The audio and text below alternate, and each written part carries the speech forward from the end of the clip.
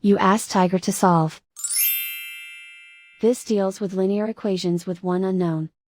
The final result is n equals -5. Let's solve it step by step. Swap sides. Isolate the x. Divide both sides by -3.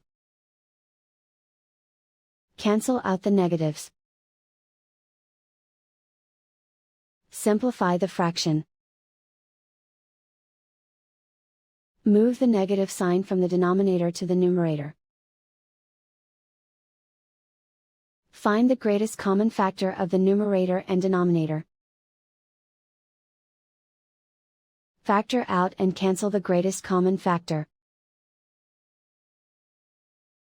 And so the final result is n equals -5.